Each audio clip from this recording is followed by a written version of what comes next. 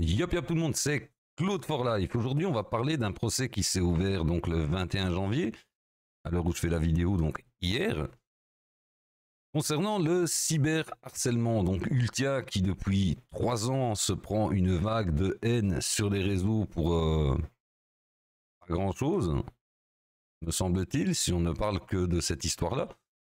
Donc pour mémoire, Inoxtag avec pas donc participé aux The Event et il y a eu des propos qui ont été jugés inappropriés, maladroits. Donc Ultia a fait part de son ressenti. Ça a fait tout un foin. Inox a présenté ses excuses. Mais malheureusement, comme dans toutes les communautés, il y a toujours un tout petit pourcentage de ramollis du cerveau qui font de la merde. Évidemment. Moi, je pars du principe que quand tu n'aimes pas quelqu'un, ben tu vas pas le voir. Hein. Ah, j'aime pas le caca, j'en mange pas quoi. Quand on n'aime pas quelqu'un, ben, on l'ignore, tout simplement. On ne lui offre que de l'indifférence. On va pas lui casser les couilles. Ça sert à rien, c'est pas constructif. Avant d'entamer donc la lecture de cet article, comme d'habitude, si le contenu de la chaîne vous plaît, n'hésitez pas à vous abonner, à partager, à liker, ça aide énormément. Vous pouvez me suivre sur les réseaux sociaux, tous les liens sont dans la propos de la chaîne. Et je vous invite aussi à aller découvrir les chaînes des potos, des modos qui sont un peu plus bas sur la page. Il y a beaucoup de contenus différents, de styles différents, pourquoi pas des choses qui pourraient vous plaire, donc n'hésitez pas à aller les découvrir. Donc, un article sur Breakflip, un article de Quentin Debos. Ultia et son procès, trois suspects s'expriment. Le nom de Péfut revient à plusieurs reprises. Ouais, parce que c'est pas de leur faute, hein. Évidemment, ces gens-là, ils ont été harcelés, menacés. C'est pas de leur faute, hein. Lol, mort de rire. Le procès très attendu de la streameuse Ultia contre ces cyberharceleurs s'est tenu ce mardi 21 janvier 2025 au tribunal de Paris. Un nom revient souvent, celui de Péfut. C'est développé un peu plus bas. Parce que le titre peut porter au malentendu. Tout a commencé en 2021 lors de la participation d'Ultia au The Event, un événement caritatif de streaming. Après avoir critiqué le comportement d'un autre streamer, Inoxtag, elle a rapidement été prise pour cible sur les réseaux sociaux et Twitch. Depuis ce jour, elle fait face à un déferlement d'insultes, de menaces de mort et de commentaires sexistes au quotidien. C'est vraiment parti d'une connerie. Hein. Ah bon, comme d'habitude, t'as toujours les mous du cerveau qui partent en couille. Le procès d'Ultia, ou quand les messages en ligne ont des conséquences. Ah oui, parce que tout ce que tu fais sur Internet reste sur Internet. Même quand tu l'effaces, il y a des sites qui permettent de retrouver ce que tu as effacé. 4 hommes comparaissent aujourd'hui donc pour des faits graves. Menaces de mort, injures et cyberharcèlement. Parmi les 4 accusés, il y a Nazim H, 39 ans. Oui, parce que c'est pas... Il n'y a pas que les jeunes qui harcèlent. Ah oui, il y a aussi des vieux cons. Mais très très cons. Hein. Vu leur âge, normalement, ils devraient être un peu plus matures, un peu plus posés. Mais apparemment, c'est pas le cas. Donc, Nazim H, 39 ans, accusé de propos sexistes à caractère sexuel. Ouais. Hein. Nathan F. Ah oui, il y a un Nathan. Merde alors, je te voyais déjà venir. Hein. Bah oui, il n'y a pas que des Nazim, hein. Il y a aussi un Nathan. Suspecté de menaces de viol, Edis M, auteur de menaces de mort, et Ismaël. Donc ça, c'est les 4 sur les centaines qui ont harcelé. Est-ce que les autres seront retrouvés et seront déférés suivant la gravité des faits, etc. J'imagine que les 4 là, c'est ceux qui ont été de 1 plus faciles à retrouver, et de 2 peut-être les plus virulents, les plus véhéments. Les accusés ont tenté de minimiser leurs actes. évoquant tantôt la banalité des insultes en ligne, tantôt des interprétations erronées des propos d'Ultia. Ouais, parce que, règle de base du harceleur, il a une toute petite bite et pas de couilles. Ah ouais, sinon il harcèlerait pas. Faut qu'il se sente puissant derrière son écran, derrière son téléphone, bien caché à l'abri. À l'abri. Le pense-t-il qu'il est à l'abri? Eh ben non. Et fut l'ombre derrière le harcèlement. C'est quand même vachement bien dirigé cet article. Hein. C'est limite, on en parle très peu de Péfut, mais ça rien à voir dans le bazar. Vraiment. Vous allez voir après. Après, le pourquoi. Parce que les justifications sont quand même assez. C'est même pas lunaire. Hein. Ça a dépassé Mars. Là, ils sont sur Pluton. Ah ouais, non, c'est loin. Ça va. Ils sont. Là, ils volent. Un nom a été évoqué à plusieurs reprises durant l'audience, celui de Péfut, un streamer banni de Twitch en janvier 2022 pour avoir joué un rôle dans le cyberharcèlement d'Ultia. Cette phrase-là, j'aurais préféré qu'elle soit quand même mise au conditionnel. Hein. Vous allez voir, le rôle qu'il aurait joué, c'est... Je sais même pas comment on peut penser... Enfin bref. Bref.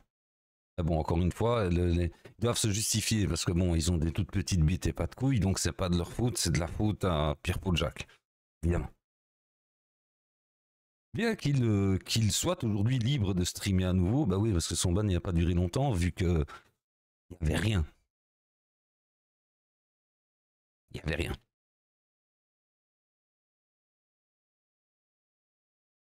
Donc bien qu'il soit libre de streamer à nouveau et pas poursuivi dans le procès, preuve qu'il n'y avait rien, sinon il aurait été poursuivi, hein, il faut bien vous le dire. Son influence est clairement présente. Non, non. Les harceleurs pensent que son influence est présente. Le mec, il s'en bat les couilles de vous, les gars. Certains accusés ont reconnu s'être inspirés de lui. Il leur faut pas grand-chose pour être inspiré. Citant notamment une remarque de Péfut sur Ultia. Ouvrez les guillemets. Retenez bien cette phrase. Il a dit. Elle me casse les couilles celle-là. Fermez les guillemets. Comme déclencheur de leur propre hostilité. Là, les testicules, ils en ont pas. C'est la petite bite et pas de couilles. Si cette phrase-là te pousse à aller harceler les gens, c'est que ton QI, il est négatif, mec. Hein. Enferme-toi dans une cave. Hein. Sors pas de chez toi. L'école, tu l'as arrêté à quel niveau? Au niveau du trottoir ou du portail? Tes parents, ils t'ont élevé dans un grenier? Comment ça s'est passé? Seul? Ouais, cette simple phrase, ça a été le déclencheur. Mort de rire. Cela soulève une question fondamentale. Jusqu'où va la responsabilité des streamers influents dans l'incitation au harcèlement en ligne? Ça dépend, c'est où il incite, où il incite pas. S'il incite, il doit dégager des réseaux. Et il doit se manger une plainte au cul. Or ici, c'est absolument pas le cas. Hein? Le témoignage d'Ultia Labarre a révélé l'ampleur des souffrances qu'elle endure depuis des années. À 3 ans d'harcèlement continu, il y a des séquelles psychologiques. Hein. Mine de rien, ça t'affecte intérieurement. Ça, on peut pas le nier. Aussi dur qu'on soit. Elle a confié être à bout et épuisée. Un quotidien marqué par la peur constante de l'isolement. Elle a également partagé sa lassitude face aux démarches judiciaires et médicales sans fin qu'elle a dû entreprendre pour tenter de retrouver un semblant de sérénité.